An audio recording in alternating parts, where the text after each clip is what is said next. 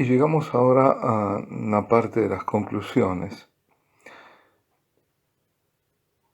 Ya hemos visto las apariciones, obviamente que no he tratado algunas, que me han parecido muy importantes para el tema que es María y la Eucaristía, el final de los tiempos. Y aunque la Santísima Virgen sea una y siempre la misma, y además siempre sea el llamado constante a la conversión a Dios, y que se aparezca en ciertos momentos de la historia para reavivar en ese momento la esperanza o la fe, o ambas, ¿no? En sus hijos, cuando la fe y la esperanza decaen, existen muchas de sus manifestaciones un propósito particular. Así, por ejemplo, Henri Divac preparó, por medio de la medalla, los dos futuros dogmas. El de la Inmaculada Concepción, que fue justamente promulgado 24 años después, y el de Corredentora, que está aún pendiente de un reconocimiento magisterial.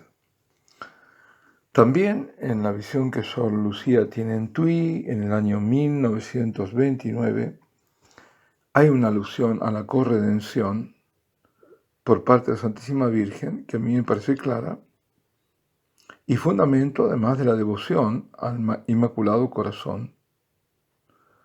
Por su parte, Ámsterdam se caracterizó sobre todo por el pedido del dogma, ¿no? De ese último dogma, cuya fórmula completa es María Corredentora, medianera de gracias y abogada.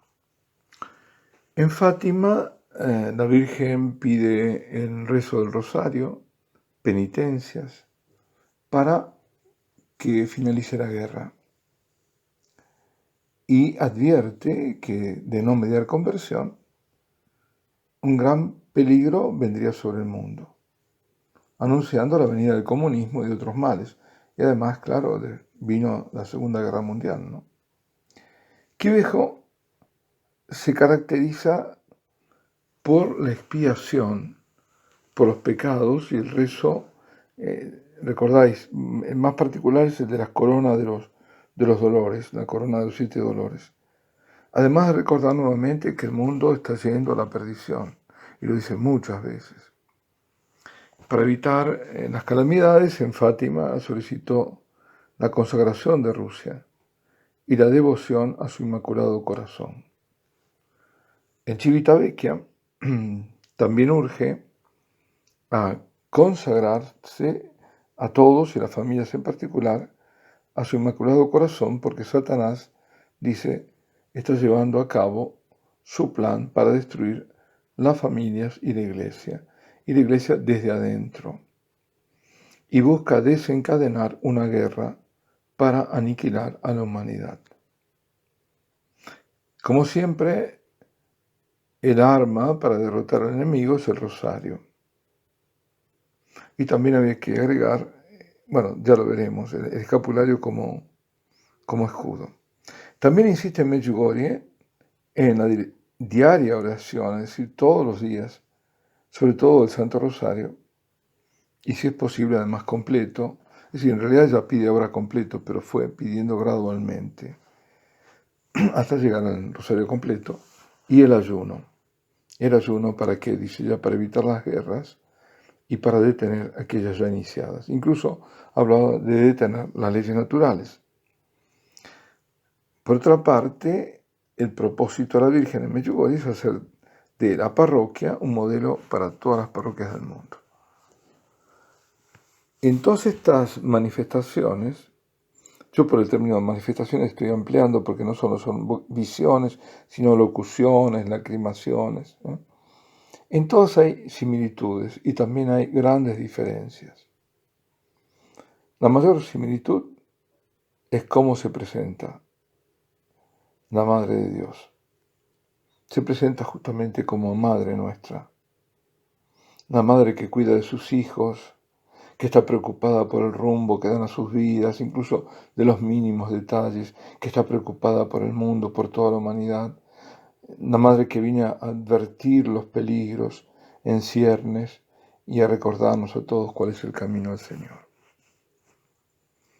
Y Después tenemos, claro, de todo. Si de una parte están manifestaciones largas, prolongadas, como en Lo o en Medjugorje, sobre todo en Medjugorje con el propósito de ir educando a generaciones, acompañando a los fieles en su camino de conversión, preparando a los hijos, los apóstoles. Por el otro se nos presenta el contraste de las que son muy breves, brevísimas, como por ejemplo la de Enoc y la Salet. En el caso de Enoc no hubo ningún mensaje explícito, sí implícito, pero no explícito. Y en la segunda, en la Salet, hubo un preciso mensaje, solo uno, pero hubo, sí, secretos, ¿no?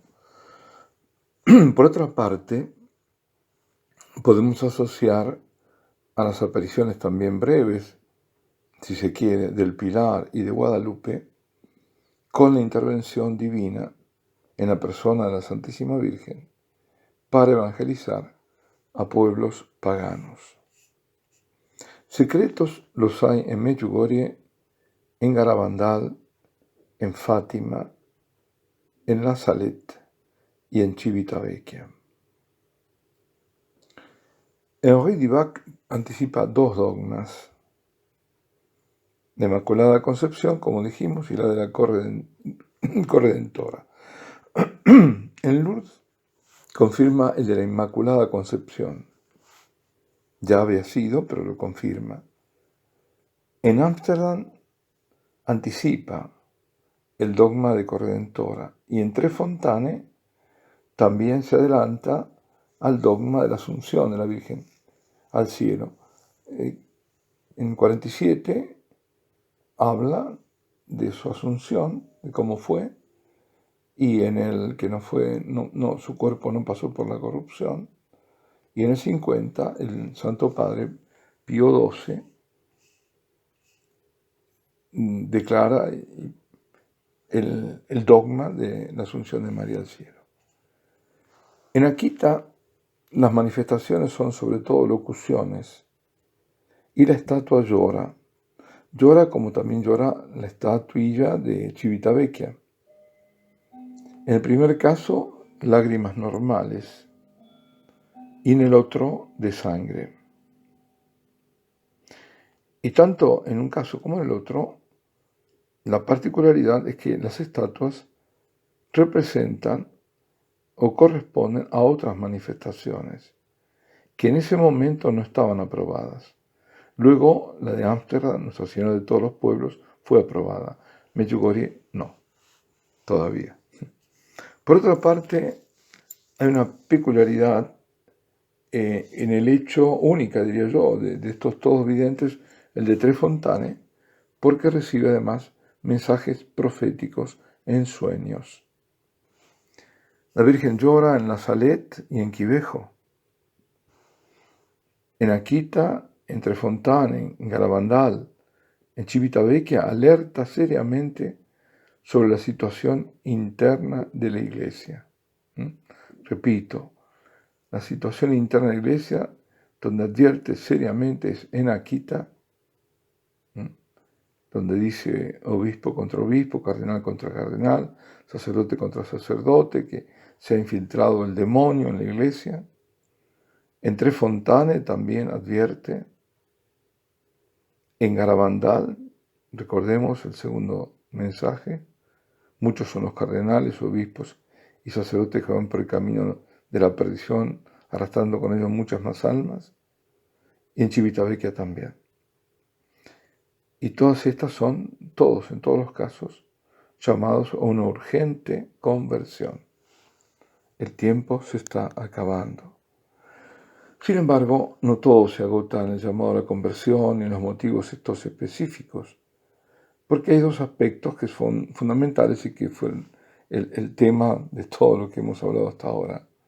Son la centralidad en la Eucaristía y la proyección de las apariciones hacia el final de los tiempos, es decir, lo que llamamos el aspecto escatológico.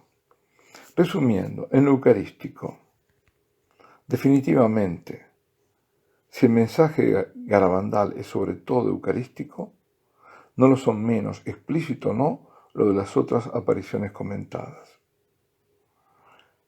El mensaje que la Santísima Virgen da en Garabandal no solo es ejemplar, por lo dicho en los años 61 y 65, sino también por los gestos de adoración y de reverencia que les hacía hacer a las niñas.